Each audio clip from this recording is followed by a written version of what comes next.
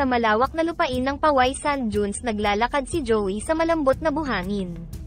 Nagsara ang pizza restaurant kung saan siya nagtatrabaho bilang pangunahing cook, at sa biglaang pagkawala ng kanyang trabaho, hindi niya maiwasang maramdaman ang pangamba para sa kinabukasan ng kanyang pamilya. Siya ang tanging inaasahan ng kanyang bulag na ina at 2 teenager na kapatid, at ngayon, nawalan siya ng paraan upang itaguyod sila. Habang nagmumuni-muni siya sa kanyang mga susunod na hakbang, isang mahinang tinig ang pumukaw sa kanyang atensyon. Sa una, akala niya ay bunga lamang ito ng kanyang imahinasyon, ngunit nang muling marinig ang paghingi ng tulong, agad siyang tumugon. Inikat niya ang kanyang paningin at natuklasan ng isang duwende na naipit sa buhangin, na halos hindi makagalaw sa kanyang kalagayan. Pakiusap, tulungan mo ako, ang pagmamakaawa ng duwende, na ang mga mata ay puno ng takot at pag-asa. Walang pag-aatubiling lumapit si Joey at nagsimulang maghukay upang mailigtas ang duwende. Anong nangyari? Paano ka naipit dito? Tanong niya habang dahan-daang inaalis ang buhangin. Ako'y nahulog habang naghahanap ng mga halamang gamot dito sa disyerto. Maraming salamat sa iyong tulong, sagot ng duwende, na ngayon ay unti-unting nakakakuha ng lakas. Nang matapos niya itong palayain, pinakilala ng duwende ang sarili bilang si Banyuhay. Ako ay si Banyuhay, at lubos akong nagpapasalamat sa iyong tulong. Nabalitaan ko ang iyong pagkawala ng trabaho nang marinig ko ang iyong mga bulong habang naglalakad ka.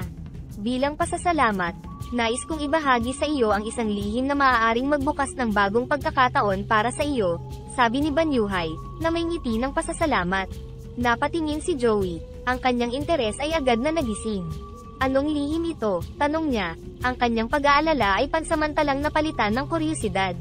Ipapakita ko sa iyo kung paano gamitin ang init ng buhangin dito sa Poway para magluto ng pizza na may natatanging crispy crust. Hindi lang iyan, may lugar ako sa isip na kung saan tayo makakakuha ng mga espesyal na sibuyas at mushroom, na lalong magpapasarap sa iyong pizza. Ito ay sa isang mahiwagang parte ng bundok na malapit dito, paliwanag ni Banyuhay. Ang kanyang mga mata ay kumikislap sa sigasig. Sa sandaling iyon, nadama ni Joey ang isang sinag ng pag-asa. Ang alok ni Banyuhay ay tila isang pambihirang regalo sa panahon ng kanyang pangangailangan. Kung totoo ito, sasama ako, turuan mo ako, at ipakita mo sa akin ang lahat ng ito, sagot niya. Ang kanyang boses ay puno ng determinasyon at pag-asa para sa hinaharap. Habang magkasama silang naglalakad palayo sa disyerto, hindi lamang si Joey ang nagkaroon ng bagong kaibigan kundi pati na rin ang pagkakataong baguhin ang kanyang buhay at muling itaguyod ang kanyang pamilya. Matapos makabalik sa bahay ni Joey dala ang espesyal na buhangin mula sa Poway Sand Dunes, naghanda sina Joey at Banyuhay na itayo ang kanilang oven sa buhangin. Habang inaayos nila ang lugar sa bakuran, sinimulan ni Banyuhay ipaliwanag ang kakaibang katangian ng buhangin na kanilang dala. Joey, ang buhangin na ito ay hindi ordinaryong buhangin. Nagtataglay ito ng natatanging enerhiya, perpekto para sa pagluluto, paliwanag ni Banyuhay, habang inilalatag nila ang buhangin sa isang pag-ilog na hukay na kanilang hinukay. Talaga, ano ang nagpapakakaiba dito sa karaniwang buhangin? Tanong ni Joey, habang maingat niyang tinutulungan si Banyuhay sa paghahanda. Ang buhangin ng Poway ay may mataas na thermal conductivity, na nangangahulugang mabilis itong uminit at nagtataglay ng init ng mas matagal kumpara sa karaniwang buhangin. Ito ang dahilan kung bakit ito perpekto sa paggawa ng oven para sa pizza, paliwanag ni Banyuhay. Dahan-daang inilatag ni Banyuhay ang mga hakbang sa paggawa ng oven. Una, kailangan nilang maghukay ng sapat na lalim at lapad na hukay upang magkasya ang pizza at matiyak na maaaring kumalat ang init ng pantay-pantay. Kailangan nating siguraduhin na pantay ang distribusyon ng init sa buong hukay para hindi masunog ang pizza sa isang bahagi habang hilaw naman sa kabila, dagdag pa niya. Pagkatapos maghukay, inumpisahan nilang maglatag ng isang manipis na layer ng semento sa ilalim ng hukay upang maging mas matibay at maaasahan ang kanilang oven. Sa ibabaw ng semento, ibinuhos nila ang buhangin ng Poway, at gamit ang tubig, hinulma nila ito upang bumuo ng oven na magagamit nila sa pagluluto. Kapag natapos na tayo sa paghuhulma, kailangan nating hayaan itong matuyo at tumigas bago natin ito gamitin, paalala ni Banyuhay. Pagkatapos, maaari na tayong maglagay ng mga panggatong at simulan ang pag-init sa ating oven. Sa buong proseso, si Joey ay puno ng pag-aaral at pagkamangha. Ang bawat detalye na ibinahagi ni Banyuhay ay nagbukas ng bagong kaalaman at inspirasyon para sa kanya. Hindi lamang siya natuto kung paano itayo ang oven, kundi natutunan din niya ang kahalagahan ng paggamit ng tamang materyales at teknik sa pagluluto. Sa susunod na yugto, Joey, matututunan mo kung paano maghurno ng pinakamasarap na pizza gamit ang oven na ito, sabi ni Banyuhay. Ang kanyang mga mata ay kumikislap sa sigasig at pag-asa. Habang lumulubog ang araw, tumayo si Joey at Banyuhay sa harap ng kanilang bagong gawang oven, parehong nag-aabang sa maraming masasarap na araw ng pagluluto na magkasama nilang haharapin. Sa sandaling ito, ang mga alalahanin ni Joey tungkol sa kanyang hinaharap ay pansamantalang napalitan ng isang matamis na pangako ng bagong simula. Matapos matiyak na ang oven sa buhangin na kanilang ginawa ay matibay at handa na para gamitin, nagsimula sina Joey at Banyuhay sa unang hakbang ng kanilang pagluluto, ang paghurno ng pizza crust. Dahil sa kakulangan ng sapat na sangkap para sa buong pizza, nagpasya silang magtuon muna sa pagperpekto ng crust bilang pundasyon ng kanilang pag-aaral. Ang crust ang pinakapuso ng isang magandang pizza, paliwanag ni Banyuhay habang hinahanda nila ang masa. Kung ito ay magiging perpekto, tiyak na magiging masarap ang buong pizza. Inihanda ni Joey ang masa na kanilang gagamitin, na binigyan ng sapat na oras upang umalsa. Habang hinihintay ito, ipinaliwanag ni Banyuhay ang proseso ng pag-init ng oven. Dapat nating painitin muna ang oven gamit ang mga tuyong sanga at dahon. Ang init na ito ay magpapainit sa buhangin, na siya namang maghuhurno sa ating crust. Nagsimula silang mag-ipon ng mga sanga at nagtayo ng maliit na apoy sa loob ng oven. Habang nag-aalab ang apoy, pinagmasdan ni Joey kung paano dahan-daang umiinit ang buhangin. Ang init mula sa apoy ay unti-unting kumalat sa buong istruktura ng oven, na nagpapainit sa buhangin na magiging direktang pinagmumulan ng init para sa pagluluto ng kanilang pizza. Nang maging sapat na ang init ng oven, maingat na inilagay ni Joey ang banilat na masa ng pizza sa isang metal tray at maingat itong inilagay sa oven. Ito ang magiging kritikal na bahagi, ani Banyuhay. Ang parehong init mula sa buhangin ang magtutulak sa crust upang maging crispy at masarap. Habang hinihintay nilang maluto ang crust, pinag-usapan nila ang mga posibilidad ng kanilang bagong tuklas na pamamaraan.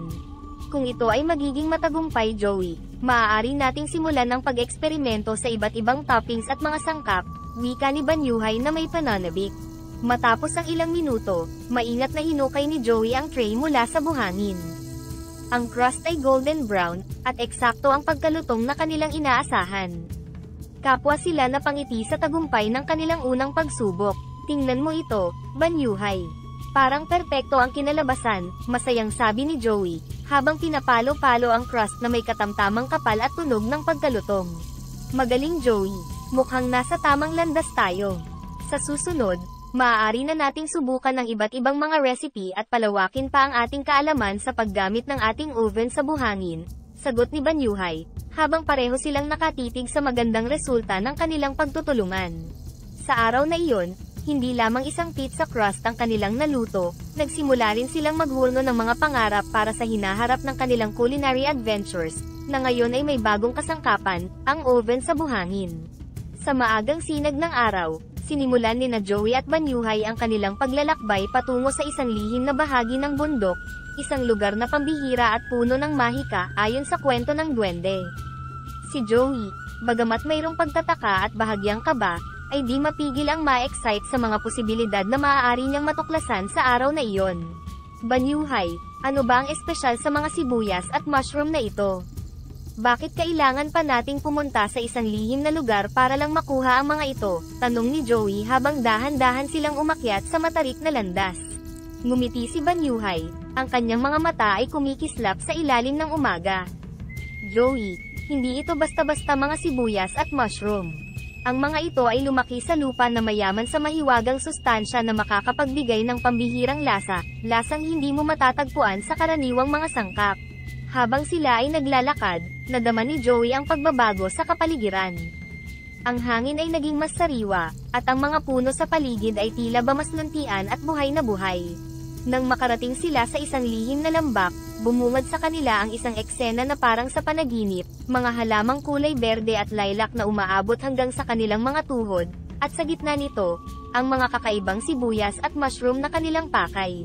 Tingnan mo Joey. Ito ang mga sibuyas na sinasabi ko sa iyo. Tingnan mo kung gaano sila kakaiba, sabi ni Banyuhay habang itinuturo ang isang grupo ng sibuyas na may kakaibang kulay asul na tila ba nagliliwanag. Habang hinahawakan ng isang sibuyas, hindi maiwasan ni Joey na mamangha. Hindi ako makapaniwala na may mga ganitong bagay pala, sabi niya, ang boses niya ay puno ng paghanga at respeto. At huwag mong kalimutan ang mga mushroom dito, dagdag ni Banyuhay, na dinala si Joey sa isang bahagi kung saan lumalaki ang mga malalaki at makukulay na mushroom. Ang mga ito ay hindi lamang masarap kundi may mga katangian din na makakatulong sa atin na mapanatili ang kalusugan. Habang pinupulot ang ilan sa mga mahiwagang sangkap, nadama ni Joey ang isang malalim na koneksyon sa lugar na iyon. Ang bawat elemento, mula sa lumot na tumatakip sa mga bato hanggang sa malamig na simoy ng hangin, ay nagdudulot sa kanya ng pakiramdam na tila siya ay bahagi ng isang lumang kwento o alamat. Banyuhay, salamat sa pagdala mo sa akin dito.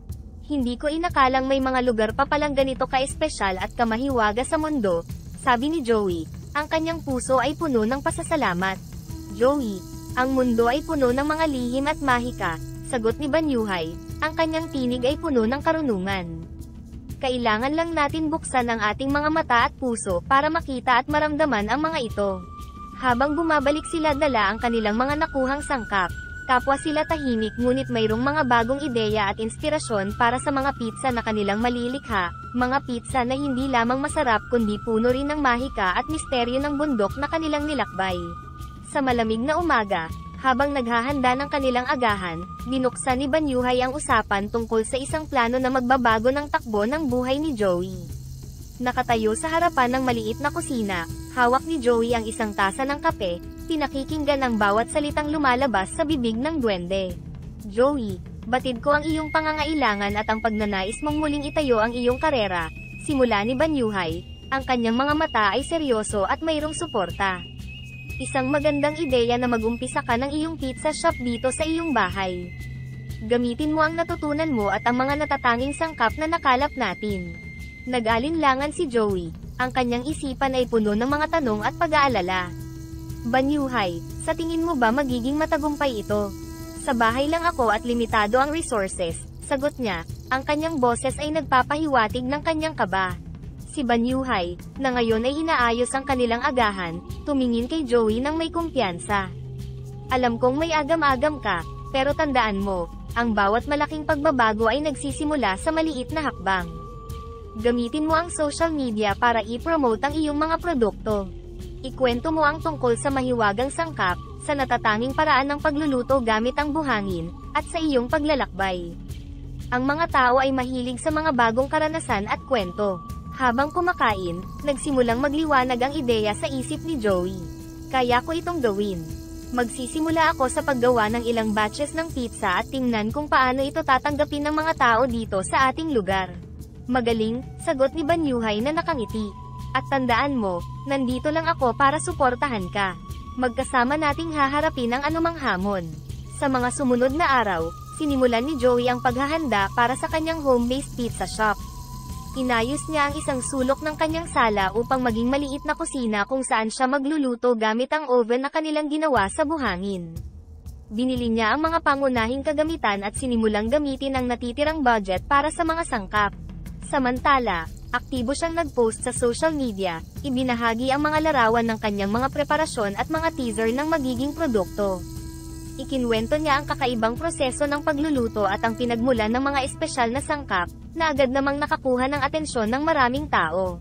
Dumating ang araw ng kanyang unang pagbebenta, at bagamat kinakabahan, siya ay nasabik din. Isa-isa niyang inihuno ang mga pizza at maingat na binantayan ang bawat detalye upang matiyak ang kalidad. Ang mga kapitbahay at mga taong nakabasa ng kanyang post sa social media ay dahan-daang dumating, dala ang kuryosidad at pag-asam sa bagong tuklas na pizza. Ang feedback ay agad naging positibo. Ang mga tao ay namangha sa natatanging lasa at sa malutong na crust na hindi nila dati nararanasan sa ibang pizza. Ang bawat papuri ay nagbigay kay Joey ng karagdagang lakas ng loob at pag-asa na marahil, sa kabila ng mga pagsubok, siya ay nasa tamang landas patungo sa isang matagumpay na negosyo at isang masaganang kinabukasan. Sa paglipas ng mga araw, ang munting pizza shop ni Joey sa kanyang bahay ay naging sentro ng interes sa kanilang komunidad. Ang mga tao mula sa iba't ibang bahagi ng bayan ay dumarating hindi lamang para tikman ang kanyang pizza kundi para rin maranasan ang kakaibang pagluluto na ginagamit niya, ang paghurno ng pizza gamit ang init ng buhangin. Ang bawat bisita ay hindi lamang basta umalis matapos kumain, umalis sila na may ngiti sa kanilang mga labi at kwento sa kanilang mga puso. Isang hapon, habang abala si Joey sa paghahanda ng isang batch ng pizza, lumapit sa kanya si Gina, isang lokal na vlogger na kilala sa kanyang mga review tungkol sa mga kainan sa bayan. Dala niya ang kanyang camera at isang notebook. "Joey, narinig ko ang mga papuri tungkol sa iyong pizza shop mula sa mga kaibigan ko," sabi ni Gina, habang inihahanda niya ang kanyang camera. "Pwede ba akong magtanong kung paano mo naisipan ang ideyang ito ng sandcooked pizza?" Habang inaabot ang isa pang piraso ng kahoy para sa oven, tumugon si Joey, "Oo naman. Ang ideya ay nagmula sa isang kaibigan ko. Siya ang nagpakilala sa akin sa mga mahiwagang sangkap na nakukuha sa bundok at sa natatanging paraan ng pagluluto gamit ang init ng buhangin." Habang tinutulungan si Joey sa kusina, napansin ni Gina ang isang pizza na nasa proseso ng pagluluto. "Ang bango nito, Joey. Tila iba talaga ang epekto ng pagluluto sa buhangin. Ano pa ang naidudulot nito sa lasa at texture ng pizza?" Ang buhangin, sa aking natuklasan, ay nagbibigay ng isang pantay na distribusyon ng init, na nagreresulta sa crispy at pantay-pantay na pagkaluto ng crust, na hindi mo makukuha sa ordinaryong oven, paliwanag ni Joey. Matapos ang kanilang pag-uusap, naghanda si Joey ng isang special pizza para kay Gina, na naglalaman ng lahat ng natatanging sangkap na kanilang pinag-usapan. Habang kinukunan ni Gina ng larawan ang bawat hakbang, nagsulat siya ng mga tala, visibly impressed sa proseso at sa panghuling produkto. Pagkatapos kumain, naiwan si Gina na humanga sa lasa. "Joey, ito ay hindi lang pizza, ito ay isang obra. Sigurado akong marami ang magkaka-interes dito. Ibibigay ko ang pinakamataas na rating sa aking blog para sa iyong pizza shop." Habang papalubog ang araw, umuwi si Gina na puno ng mga kwento at larawan na ibabahagi sa kanyang blog. Hindi nagtagal, dumagsa ang mga bagong mukha sa pizza shop ni Joey, dala ng mga blog post at word of mouth na pumupuri sa kanyang pizza. Sa bawat papuri at positibong feedback, unti-unting tumibay ang loob ni Joey. Nadama niya na ang kanyang pagsisikap at pagmamahal sa sining ng pagluluto ay hindi lamang nagdala ng kasiyahan sa kanyang mga customer kundi nagbigay rin sa kanya ng isang bagong layunin at direksyon sa buhay. Ang munting pizza shop na nagsimula sa isang simpleng ideya ay naging simbolo ng pagbabago at inspirasyon sa buong komunidad, pinatunayan na may mahika sa pagluluto, lalo na kapag ito'y ginawa ng may puso at pagkamalikhain. Ang tagumpay ng home-based pizza shop ni Joey ay lumago ng higit pa sa inaasahan niya. Dahil dito, napuno ng determinasyon at pangarap, nagpasya siyang magtayo ng isang mas malaking pwesto sa gitna ng bayan. Ang kakaibang pizza na ginawa mula sa espesyal na buhangin ng paway at ang mga natatanging sangkap na kanyang ginamit ay talaga namang naging usap-usapan sa buong komunidad. "Joey, ito na ang tamang panahon para lumawak pa," sabi ni Banyuhay, na nagmungkahi na gamitin ang konting ginto na ibinigay niya kay Joey bilang puhunan para sa bagong pwesto. Ang ginto, na isang regalo mula sa mga mahiwagang nilalang ng bundok, ay sapat upang magsimula sa isang bagong yugtong ito. Sa isang maliwanag na umaga, nagsimula si Joey sa pagplano para sa kanyang bagong pizza shop. Pumili siya ng isang lokasyon na madaling mapuntahan at nakikita ng maraming tao. Ang pwesto ay dating lumang gusali na may malaking espasyo, sapat upang magkasya ang isang maluwang na kusina at ilang mesa para sa mga customer na nagnanais kumain doon. "Banyuhay, gusto kong maging isang lugar ito na hindi lang basta pizza shop kundi isang lugar kung saan maaaring magtipon-tipon ang mga tao at magbahagi ng magagandang sandali," pagbabahagi ni Joey habang tinitingnan nila ang blueprint ng bagong pwesto. "Magiging maganda ito, Joey. At ang paggamit mo ng natatanging pamamaraan sa pagluluto, iyong sandcooked pizza, ay tiyak na magdadala ng mas maraming tao dito. Ito ay magiging isang landmark sa ating bayan," tugon ni Banyuhay, puno ng suporta at paghanga. Habang itinatayo ang bagong pwesto, aktibo rin si Joey sa pag-promote nito sa social media. Ibinahagi niya ang bawat yugto ng konstruksyon, mula sa pagbubungkal ng lupa hanggang sa pagpipintura ng mga pader. Ang kanyang transparency at ang kwento sa likod ng pizza shop ay lalo pang nagpalalim sa koneksyon ng komunidad sa kanyang negosyo. Nang sa wakas ay binuksan ang bagong pizza shop, ang pagdagsa ng mga tao ay hindi mapigilan. Ang grand opening ay isang malaking kaganapan, punong-puno ng mga masasarap na amoy ng pizza, masasayang mga bata, at masiglang musika. Ang bawat mesa ay puno ng mga grupo ng mga pamilya at kaibigan, lahat ay sabik na matikman ang natatanging pizza na kanilang nabalitaan. Joey, tingnan mo ang iyong nagawa, sabi ni Banyuhay, habang tinitingnan ang masayang mga mukha ng mga tao sa paligid. Hindi lang ito tagumpay ng isang negosyo, kundi tagumpay ng isang komunidad na pinagsama-sama mo sa pamamagitan ng pagmamahal sa pagkain. Habang pinagmamasdan ni Joey ang kanyang bagong pizza shop, nadama niya ang isang malalim na kasiyahan at kumpiyansa sa sarili.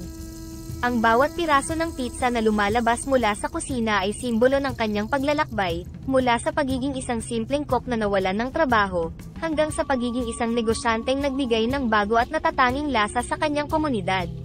Ang kanyang kwento ay isa ng inspirasyon, hindi lamang para sa mga nangangarap kundi para sa sinumang nagnanais na magbigay ng bago at maganda sa mundo. Sa isang sulok ng kanyang tradisyonal na pizza shop, nakaupo si Mr. Valdez, nakatitig sa labas ng bintana habang pinagmamasdan ang masiglang pagdaloy ng mga tao papasok at palabas sa bagong pizza shop ni Joey. Ang mga bulungan ng kanyang mga regular na customer tungkol sa kakaibang lasa ng pizza ni Joey ay hindi na niya maalis sa kanyang isipan. Sa bawat papuri na naririnig niya para kay Joey, lalo lamang tumitindi ang kanyang pangamba at inggit. Paano nangyaring isang baguhan lang ang makakagawa ng ganito kalaking pagbabago, bulong ni Mr. Valdez sa kanyang sarili. Ang dating maaliwalas niyang mukha tuwing umaga ay ngayon nababalot na ng pag-aalala at pagkabahala. Isang gabi, nagpa siya si Mr. Valdez na kausapin ang kanyang pinagkakatiwalaang kaibigan at kasosyo, si Miguel. Sa kanilang pribadong pagpupulong sa likod ng pizza shop, ibinahagi ni Mr. Valdez ang kanyang mga agam-agam. Miguel, nakikita mo ba ang nangyayari? Araw-araw, unti-unting nababawasan ang ating mga customer. Lahat sila, tila nanguhumaling sa bagong pizza shop ni Joey. Pag-aalala ni Mr. Valdez, ang kanyang mga kamay ay mahigpit na nakakapit sa tasa ng kape. Si Miguel, na may kalmadong disposisyon ay sumagot, Ramos, alam kong mahirap ito para sa iyo. Ngunit marahil, ito na ang panahon para mag-isip tayo ng bagong estratehiya. Hindi ba mas mabuti kung aalamin natin kung ano ang nagpapabago sa kanya at baka pwede natin itong gamitin sa ating advantage? Ngunit umiling si Mr. Valdez, ang kanyang matay nagliliyab sa isang hindi mapakaling damdamin. Hindi Miguel, hindi natin kailangan baguhin ang ating paraan. Ang kailangan natin ay ipakita sa mga tao na ang paraan ni Joey ay mali. Na ang kanyang mga pamamaraan ay hindi tradisyonal at maaaring hindi ligtas. Nagtaka si Miguel sa tono ng pananalita ni Mr. Valdez. Valdez, sa tingin ko'y hindi patas o tama ang ganyang gawain. Bakit hindi na lang natin pagbutihin pa ang ating mga produkto imbes na siraan si Joey? Nakataya ang ating negosyo dito Miguel. Kailangan nating kumilos agad. Matigas na sabi ni Mr. Valdez, halos wala nang pakialam sa magiging bunga ng kanyang mga plano. Sa sumunod na mga araw, sinimulan ni Mr. Valdez ang isang tahimik na kampanya laban kay Joey. Nagpakalat siya ng mga chismis na nagsasabing ang paggamit ng buhangin sa pagluluto ay maaaring hindi ligtas at maaaring magdulot ng mga panganib sa kalusugan. Gumamit siya ng ilang koneksyon sa lokal na media upang palabasin ang mga negatibong artikulo at balita tungkol sa Sancook Pizza. Sa kabilang banda, si Joey, na walang kamalay-malay sa mga plano ni Mr. Valdez, ay patuloy na nagpapasaya sa kanyang mga customer. Subalit, hindi nagtagal, nalaman niya ilang bulong-bulungan tungkol sa kanyang pamamaraan ng pagluluto.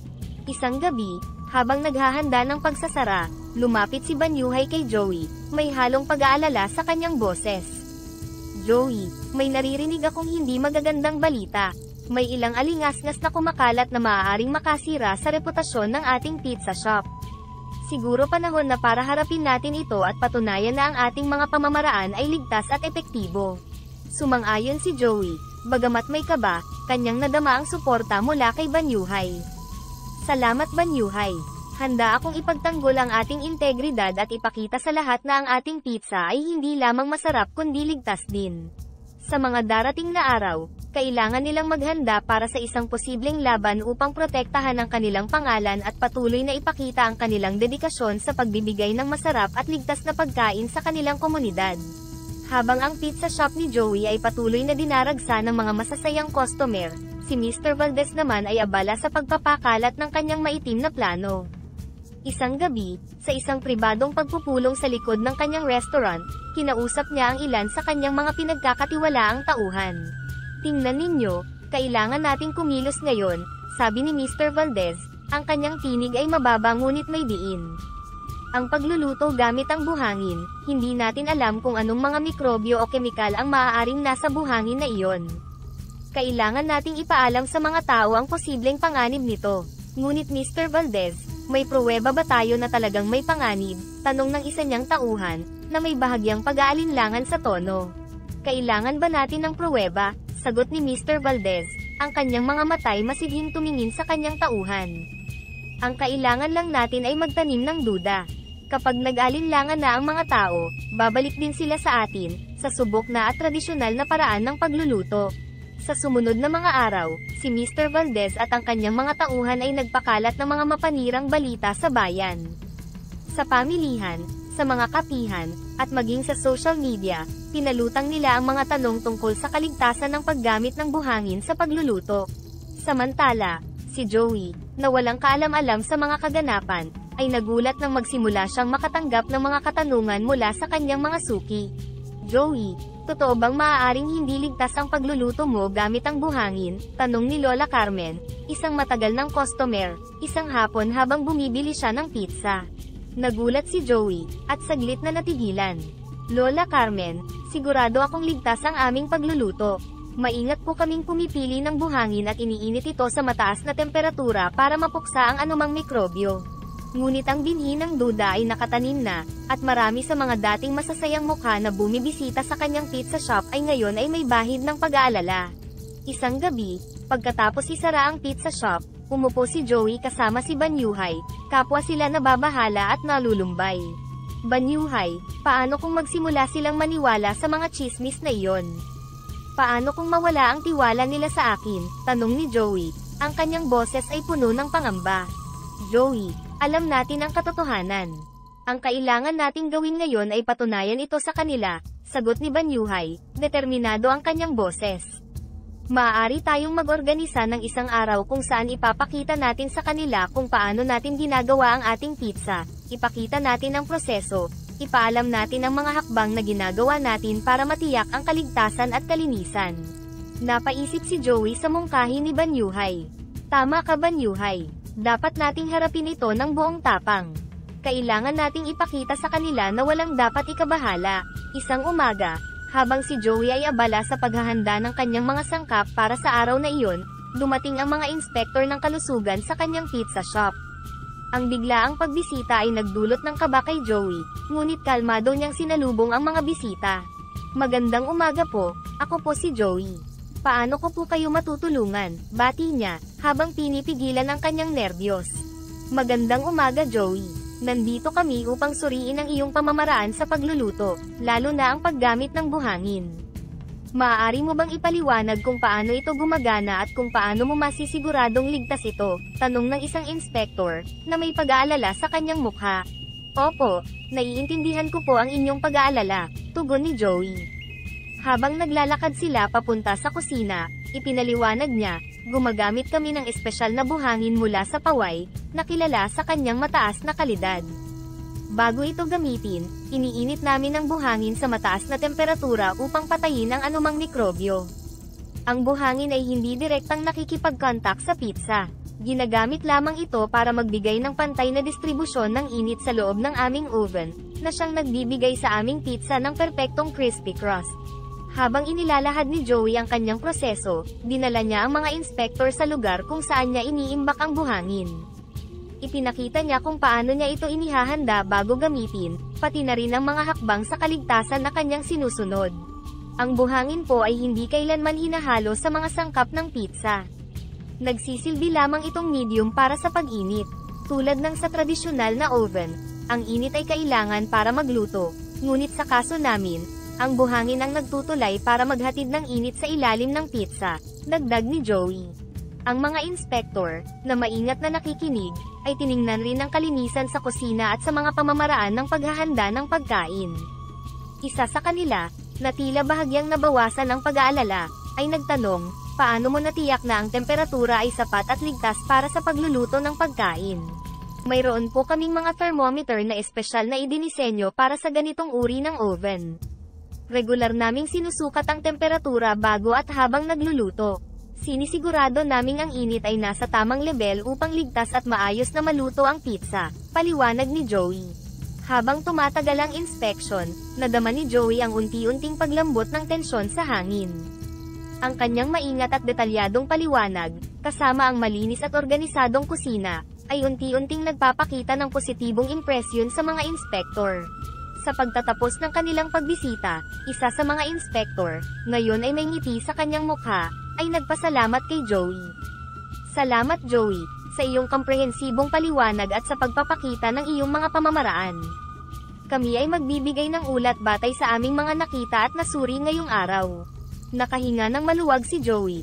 Ang kanyang puso ay puno ng pag-asa na ang mga pagsisikap niya ay sapat upang mapatunayan ang kalinisan at kaligtasan ng kanyang pizza shop.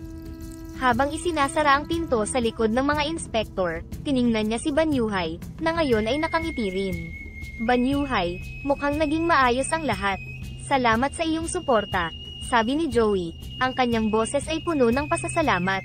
Walang anuman Joey. Ito ang simula ng marami pang magagandang bagay, tugon ni Banyuhay. Ang kanilang pagkakaibigan at pagtutulungan ay mas lalo pang pinatibay ng mga hamon na kanilang hinarap at nalampasan.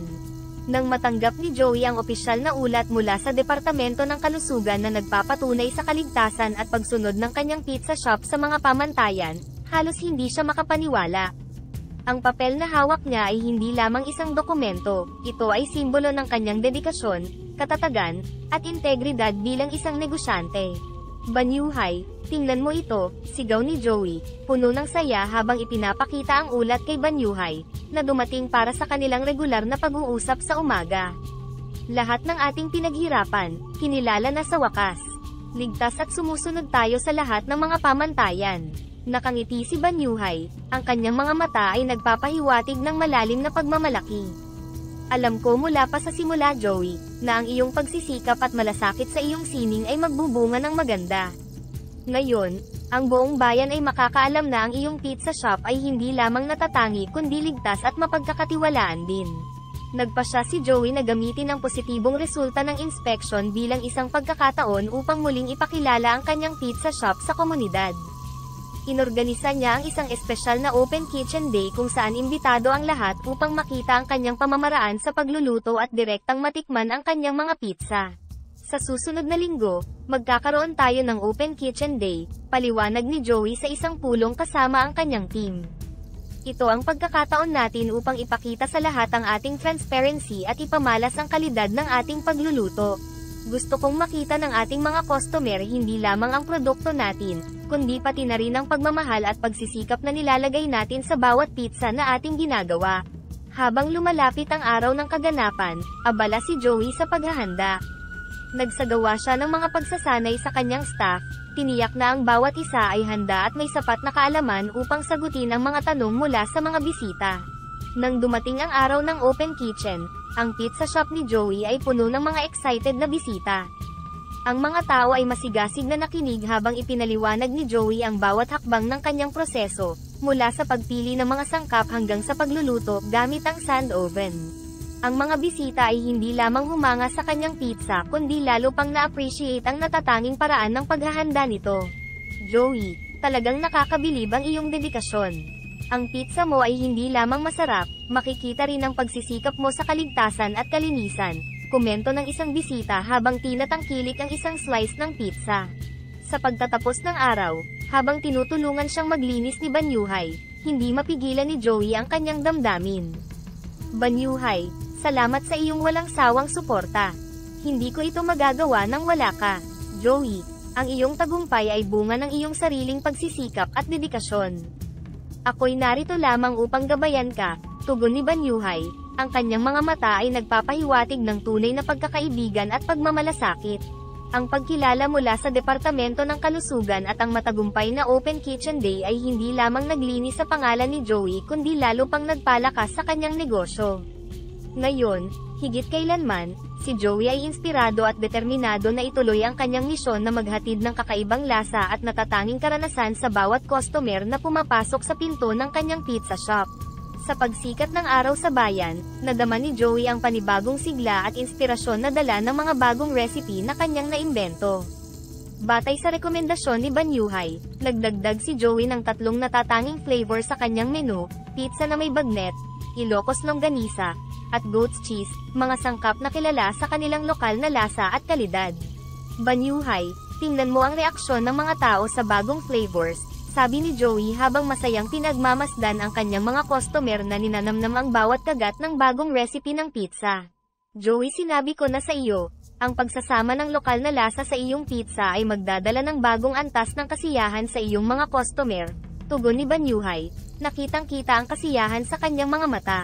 Isang araw, habang abala sa paghahanda ng mga pizza, nilapitan si Joey ng isang kilalang food critic na si Miss Lourdes, na nagpas siyang subukan ang mga bago niyang handog. Matapos tikman ng bagnet at vegan longganisa pizza, hindi na siya makapaghintay na ibahagi ang kanyang karanasan. Joey, ang kombinasyon ng crispy bagnet at ang pampalasa ng vegan longganisa sa iyong pizza ay talaga namang nakakamangha. Hindi lang ito masarap, ito ay isang culinary innovation. Plano kong isulat ang tungkol dito sa aking susunod na column, excited na sabi ni Miss Lourdes. Miss Lourdes, labis akong nagpapasalamat sa inyong mga papuri. Inaasahan ko po ang inyong artikulo, magalang na tugon ni Joey, ang kanyang puso ay puno ng pasasalamat at kasiyahan. Samantala, sa kabilang dako ng bayan, si Mr. Valdez ay nakararanas ng pagbaba ng kanyang negosyo. Ang mga taktika niyang puno ng paninira ay unti-unting lumalabas sa liwanag, at marami sa kanyang dati tapat na mga customer ay lumilipat na sa pizza shop ni Joey, naakit sa kanyang pagkamalikhain at integridad. Mas lalong dumami mga customer ni Joey, lalo na matapos mailathala ang positibong review ni Miss Lourdes, isang bagong hamon ang kanyang kinaharap, kung paano mapanatili ang kalidad at serbisyo sa lumalaking demand. Sa isang team meeting, binigyang diin ni Joey ang kahalagahan ng teamwork at consistency. Mga kaibigan, ang ating tagumpay ay bunga ng ating pagsisikap bilang isang team. Mahalagang mapanatili natin ang kalidad ng ating pizza at ang antas ng serbisyo na inaasahan ng ating mga customer, pahayag ni Joey, habang ang lahat ay nakikinig ng may paggalang at determinasyon. Sa pagtatapos ng araw, habang naghahanda siyang magsara, napatigil si Joey at pinagmasdan ang kanyang pizza shop. Ang kanyang puso ay puno ng pasasalamat, hindi lamang dahil sa tagumpay ng kanyang negosyo kundi dahil sa positibong epekto ng kanyang trabaho sa komunidad. Sa bawat pizza na niluto niya, hindi lamang siya nagbibigay ng masarap na pagkain kundi nagpapalaganap din ng kultura at pagmamahal sa lokal na sining ng pagluluto. Sa paglipas ng panahon, ang pizza shop ni Joey ay hindi lamang naging kilala sa pagiging pinagmumulan ng masarap na pizza kundi naging isang lugar din ng inspirasyon at pagbabago. Sa bawat araw, hindi lamang mga lokal na residente ang dumadalaw kundi pati na rin ang mga nagnanais matuto ng kanyang natatanging paraan ng pagluluto at mga nangangarap na magtayo ng sariling negosyo. Isang hapon, habang nag-aayos si Joey ng mga bagong batch ng pizza, may lumapit sa kanya na isang grupo ng mga kabataan mula sa lokal na unibersidad. Sila ay mga estudyante ng kursong business at entrepreneurship na nagnanais matuto mula sa kanyang karanasan. Sir Joey, kami po ay humahanga sa inyong tagumpay at nais sana naming malaman kung paano nyo ito nakamit. Maaari nyo po ba kaming bigyan ng ilang payo? Tanong ng isang estudyante. Ang kanyang mga mata ay puno ng pag-asa at kuryosidad. Tumigil si Joey sa kanyang ginagawa at humarap sa mga kabataan, ang kanyang mukha ay bukas at handang magbahagi. Una sa lahat, mahalagang magkaroon kayo ng malinaw na vision at matinding passion sa anumang inyong ginagawa. Hindi sapat na magtayo lang ng negosyo dahil sa potensyal na kumita, kailangan ninyong mahalin ang inyong ginagawa at maniwala sa inyong produkto, paliwanag niya, habang maingat na inilalagay ang pizza sa oven. Paano po kayo nagdesisyon na ituloy ang paggamit ng buhangin sa pagluluto, kahit pa maaari itong makita bilang hindi karaniwan? Tanong ng isa pang estudyante. Ngumiti si Joey, naalala ang mga araw na siya'y nagsisimula pa lamang. Ang pagiging innovator ay nangangahulugan ng pagtanggap sa panganib at paggawa ng mga bagay na maaaring hindi pa subok ng iba. Ang mahalaga ay ang maging handa sa mga hamon at patuloy na pagbutihin ang inyong craft. Habang nag-uusap, Marami pang tanong ang binato sa kanya ng mga estudyante, mula sa mga teknikal na aspeto ng pagluluto hanggang sa mga estratehiya sa marketing at customer service. Sinagot ni Joey ang bawat isa sa kanila ng may kahinahunan at detalye. Sa pagtatapos ng kanilang pagbisita, isang estudyante ang nagpasalamat kay Joey sa kanyang oras at inspirasyon. Maraming salamat po Sir Joey. Ang inyong mga payo at kwento ay nagbigay sa amin ng malinaw na direksyon para sa aming mga sariling hangarin. Pag-alis ng mga estudyante, naramdaman ni Joey ang kasiyahang dulot ng pagbabahagi ng kanyang kaalaman at inspirasyon sa susunod na henerasyon ng mga negosyante. Alam niyang hindi lang siya nagpapatakbo ng isang pizza shop, siya ay nagtataguyod din ng isang pamayanan ng mga tao na may pangarap at tagapagbagong loob. Sa pagtatapos ng araw, habang pinagmamasdan ang paglubog ng araw mula sa kanyang pizza shop, nadama ni Joey ang isang malalim na pasasalamat at kasiyahan. Ang kanyang buhay, na puno ng mga hamon at tagumpay, ay isang patunay na ang pagsisikap at pagmamahal sa sining ay maaaring magbukas ng walang katapusang posibilidad.